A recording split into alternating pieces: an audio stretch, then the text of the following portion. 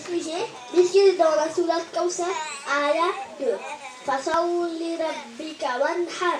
Accomplis la salade pour notre Seigneur et sacrifice. Maintenant, frère Mariam va discuter de sacrifice.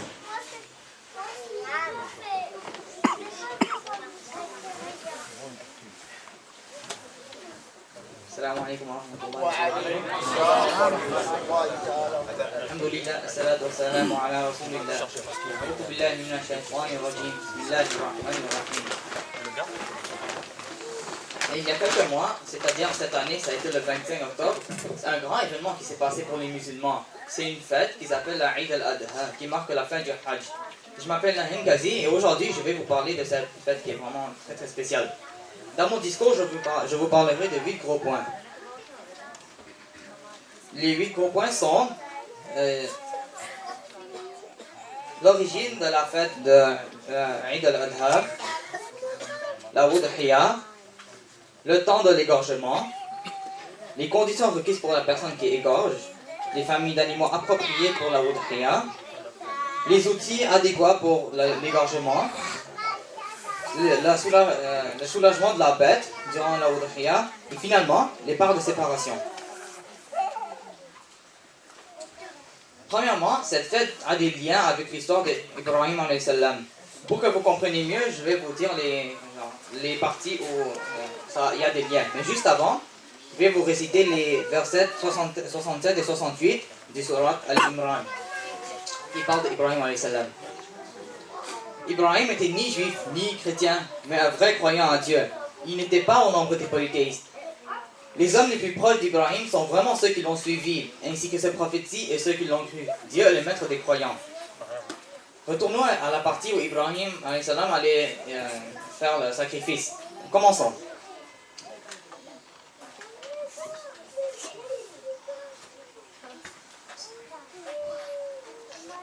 Ibrahim était à la Mecque. Il était en train de prier son Seigneur. Tout à coup, il eut une vision. Il était en train de se voir, en train d'égorger son fils. Alors, il parta aussitôt voir son fils pour lui en parler.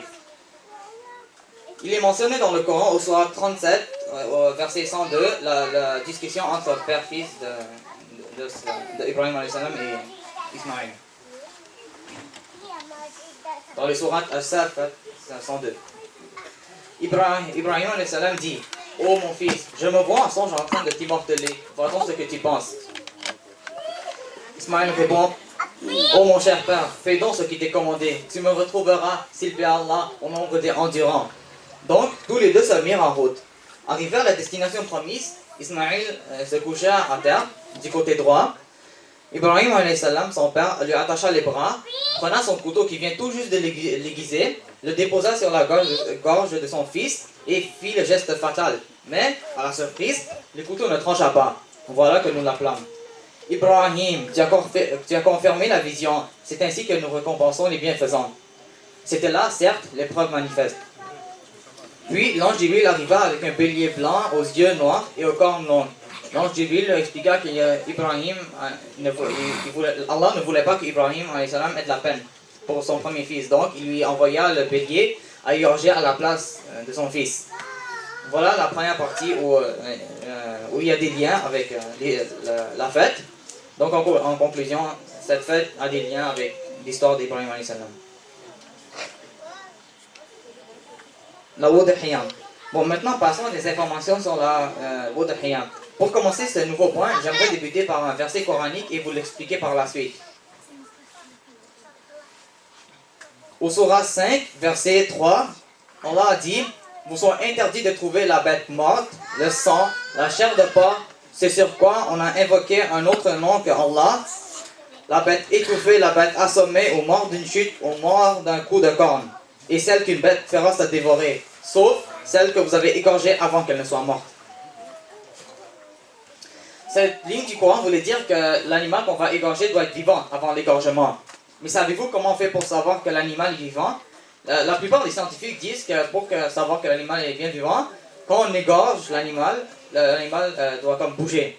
Mais d'autres savants religieux, comme le Cheikh Al-Ibn Taymiyyah, ont dit que ceci n'est pas une condition. Car, par exemple, quand on égorge la bête peut être paralysée et donc plus bouger. Eux, ils disent que les conditions sont que le sang doit jaillir, le sang doit être chaud et il doit être d'une couleur rouge vif. Donc, lorsque la bête est morte, le sang ne doit plus jaillir, il doit être noir et il doit être refroidi. Cette phrase du Coran dit aussi que la bête ne doit pas être pendre, que l'égorgement doit être invoqué au nom d'Allah. Pour cette indication particulière, j'aimerais partager quelque chose avec vous. Au Bangladesh, dans mon pays, il y a des familles qui égorgent au nom de quelqu'un d'autre que Allah, ce qui est interdit. Si vous connaissez des personnes qui font ça, alors dites-leur que c'est interdit. En retournant, la bête ne doit pas être étouffée, elle ne doit pas non plus être assommée et finalement, elle ne doit pas déjà être mangée par un prédateur. Le temps de l'égorgement. L'égorgement ne peut pas être fait n'importe quand. Il y a un temps précis pour la faire. Elle ne peut pas être faite avant la prière du Eid al-Adha. Le prophète a dit, la journée du Eid al-Adha, on va commencer par la prière, ensuite l'égorgement. La personne qui suit cette règle est dans la bonne voie et la personne qui ne la suit pas, Dieu n'acceptera pas sa udhiya. Rapporté par Al-Bukhari, numéro 1961. Les conditions requises pour la personne qui égorge. La personne qui égorge doit avoir toutes ses facultés intellectuelles. Il doit être un musulman, bien sûr. Il doit nommer Dieu, Tasmiya, donc il ne doit pas nommer un autre nom que celui de Dieu. Les malikites ont rajouté égorger par devant et non par la nuque, sans décapiter la victime. Qu'il ne lève la main qu'après avoir entièrement fini sa wadhiya et qu'il ait l'intention d'égorger. Il y a aussi un autre point très important. C'est un hadith rapporté par Al-Muslim. Celui qui a une bête à égorger, lorsqu'elle vu le croissant de lune de Dhul Hijjah, qu'il ne coupe rien de ses poils, rien de ses ongles ou de sa peau, jusqu'à temps qu'il ait égorgé sa udhiya. Ce hadith voulait dire que pour la personne qui égorge, la personne ne doit pas couper trois choses entre le temps, quand on voit le croissant de lune, et jusqu'à temps qu'il ait coupé sa udhiya. Les trois choses sont les ongles, qui comportent les mains ou des pieds, les poils, ce qui comporte tout le corps ou les cheveux, et finalement, la peau, ce qui comporte la circoncision, les bouts des peaux secs ou bouts des doigts. On sait aussi que le prophète a fait sa udhiya en sacrifiant 2 béliers blanches au corps nu avec un peu de noir et qu'il les a sacrifiés lui-même. Rapporté par Al-Muslim numéro 1966 et Al-Bukhari numéro 5558. Les familles d'animaux appropriées pour la udhiya. Les camélidés comme le chameau ou le dromadaire sont acceptables pour l'égorgement. Les bovins, la vache ou le bouc le sont aussi. Les caprins comme la chèvre ou le bouc ne sont acceptables aussi. Et les ovins comme le mouton le sont aussi. Les chameaux sont le meilleur animal à sacrifier. Ce verset coranique le prouve.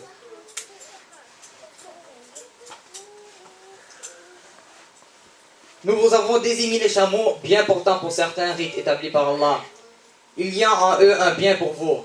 Prononcez donc sur eux le nom de Allah quand ils ont eu la patte attachée, donc prêts à immorteler.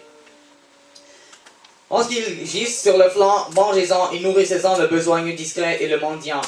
Ainsi, nous vous les avons placés afin que vous soyez reconnaissants. Ni leur chair, ni leur sang n'atteindront Allah, mais ce qu'ils atteignent de votre part, c'est la pitié. Ainsi vous les a-t-il assujettis afin que vous proclamiez la grandeur de Allah pour vous avoir mis dans le droit chemin. Annoncez la bonne nouvelle aux bienfaisants. Ça c'est le surat Al-Hajj, versets 36 et 37. Parmi les choix d'animaux, ils ne doivent pas être aveugles. Ils doivent être en santé, donc ils ne doivent pas avoir de maladie, être malades, ou être handicapés ou trop faibles. Dans le sens comme être trop maigres à ce qu'on voit leurs os. Et ils ne doivent pas être trop âgés. L'âge dépend des animaux. Les outils adéquats pour l'égorgement. Il est autorisé d'utiliser tout ce qui blesse, sauf les dents et les ongles. Ce hadith prouve ce dernier. On dit, ô envoyé d'Allah, nous n'avons pas de couteau. Le prophète sallallahu alayhi wa sallam répond, celle dont le sang a giclé et sur laquelle le nom d'Allah a été prononcé, Allah mange, sauf les ongles et les dents. Quant à l'ongle, c'est le couteau de Al-Habasha, et quant aux ongles, quant aux dents, ce sont des os. Rapporté par Al-Bukhari et Al-Muslim. par ce hadith, je voulais aussi vous dire qu'il ne faut pas laisser couper, pousser les ongles plus de 40 jours. Soulagement de la bête pendant la udhiya.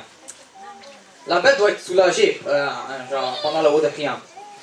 Un scientifique religieux a dit: j'ai appris deux choses du prophète sallallahu alayhi wa sallam, qui a dit: Allah a prescrit la bienfaisance dans toutes choses. Ainsi, lorsque vous tuez, soyez bienfaisants dans le fait de tuer. Et lorsque vous égorgez de façon bienfaisante. Que l'un d'entre vous aiguise son couteau et qu'il soulage la bête qu'il sacrifie. Rapporté par Al-Muslim. Les parts de séparation. Savez-vous quelles sont les parts de séparation pour tout le monde? Les savants disent qu'il faut la séparer en 3 parties. Il faut garder une pour nous, donner une à nos proches, et finalement donner le reste aux pauvres. Allah dit au surat Al-Hajj, verset 28: mangez-en vous-même et faites-en manger le besogneux misérable. Cette ayah veut nous dire qu'il faut en garder la viande pour nous et donner aux pauvres. Donc j'espère que par ces informations vous en avez appris davantage et que les prochaines fois que vous allez faire les udhiya, vous allez mieux faire qu'avant. سبحانك اللهم وبحمدك أشهد أن لا إله إلا أنت أستغفرك وأتوب إليك. السلام عليكم ورحمة الله وبركاته. الله أكبر. الله أكبر. الله أكبر. Alhamdulillah, we finish the last candidate.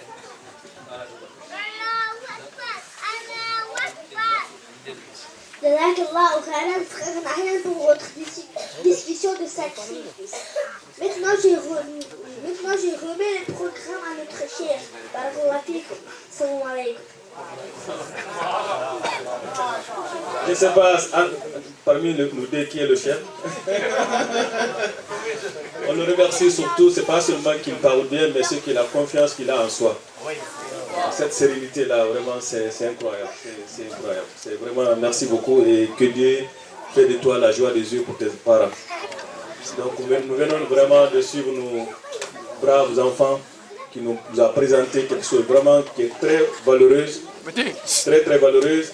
Et alhamdulillah, ils ont parlé des choses qui étaient très importantes, choses scientifiques. Et moi, pour vous dire vraiment, pour vous avouer que c'est la première fois que j'entends cette chose. Et aussi, les signes précurseurs qui sont très importants à apprendre. Et surtout aussi les Sahaba qui devraient être notre modèle, qui ont été vraiment bien présentés. Donc nous allons procéder à la distribution des cadeaux. Ici, on n'a pas un premier ou deuxième, ou troisième, je pense qu'ils sont tous gagnés. Ils ont tous passé parce qu'ils ont tous fourni des efforts qu'il faut. Et alhamdulillah.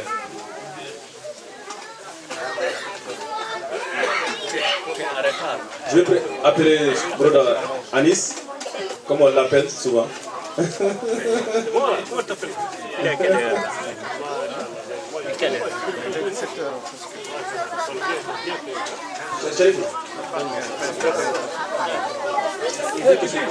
Donc c'est...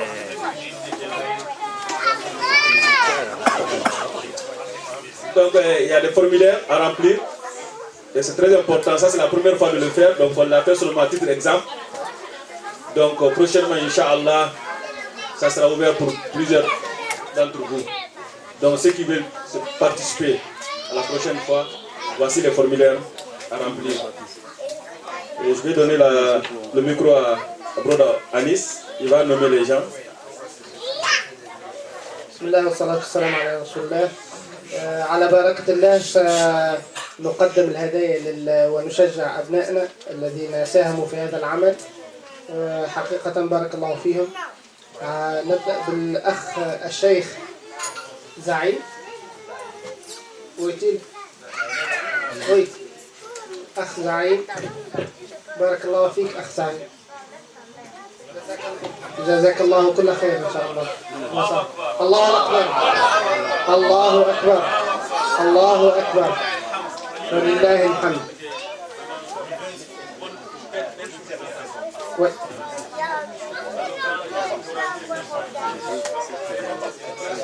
ما شاء الله تبارك الله. بعد الأخ زعيم سنعطي جائزة للأخ سعيد الشيخ سعيد.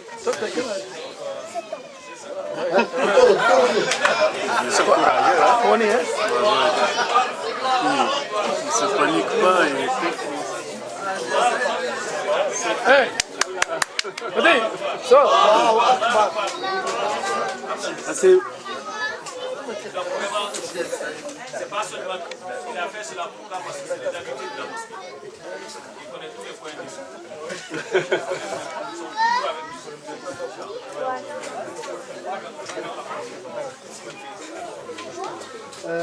بعد الأخ سعيد عندنا الأخ عمر ولكنه ذهب.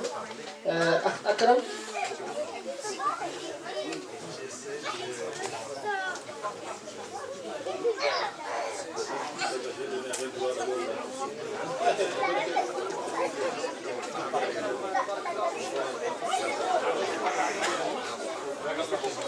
Donc, non, pas si comme son nom le dit, l'Akram. Vraiment, on est très fiers de lui. Et lui et de sa famille. Vraiment. Et lui et de sa famille. C'est vraiment des gens exemplaires.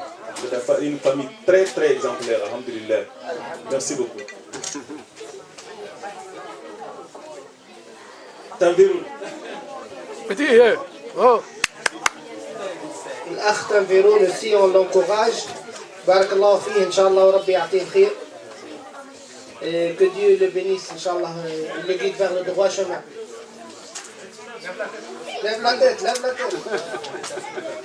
Donc, vraiment on est très contents. Surtout il nous a appris. On nous a appris vraiment, c'est des informations nouvelles. C'est des informations vraiment nouvelles. Et vraiment j'avoue, je vous remercie beaucoup. Aujourd'hui, quand même, c'est lui qui a été le professeur. On a changé de cas. الأخ تحسينون أيضا. تحسينون.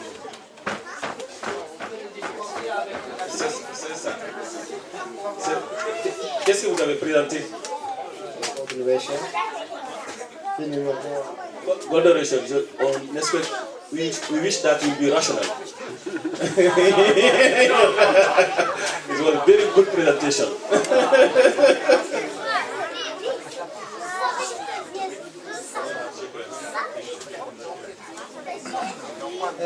الأخ عمر. عمر bien, oui. L'autre il est affiché, ça le reste Amar. Ok, donc vraiment c'est un enfant exemplaire, alhamdulillah, et d'un père exemplaire. Si on doit vraiment avoir un envie envers quelqu'un, vraiment c'est dans ce sens-là, alhamdulillah. Non, regarde ici là. Pas aussi rapidement. Tu peux partir là. Hamza. On va appeler le frère Hamza. Hamza, c'était une belle présentation.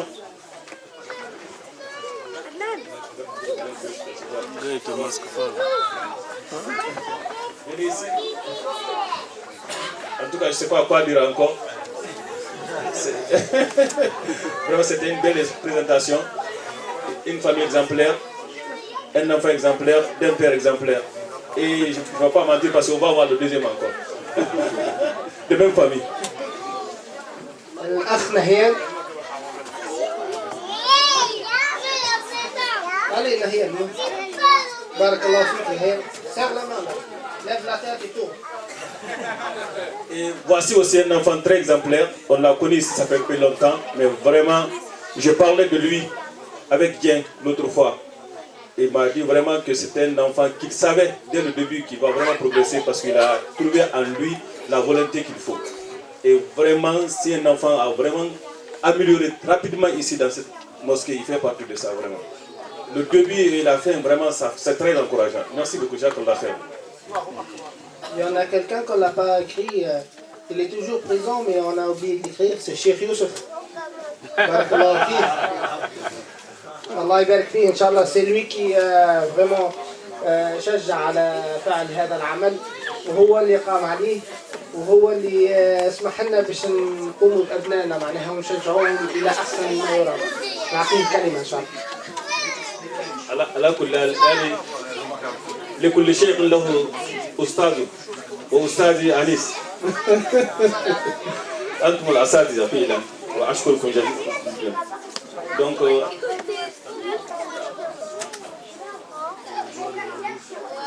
et nous avons une fille vraiment que nous remercions, que nous n'avons pas côtoyé directement beaucoup, mais souvent il y a des facteurs qui nous envoient ces messages, les lettres qui viennent de lui. Et c'est bien de parler des choses. Des fois, quand on dit que quand on donne une donation, il ne faut pas avoir l'ostentation, oui, mais si ça s'encourage, il faut le faire. On le cite à titre exemplaire. Le mimbar qui est là, l'idée venait d'elle, de cette famille, vraiment. Et je me rappelle là, il avait à peu près certains montants très très importants qu'il a donné à son père et donné à la mosquée. Et chaque fois qu'il y a une petite caisse chez elle, il le consacrait uniquement pour la mosquée. Elle parlait souvent de la mosquée, Aujourd'hui, vraiment, nous voulons aussi de le remercier et lui être reconnaissant. Donc c'est...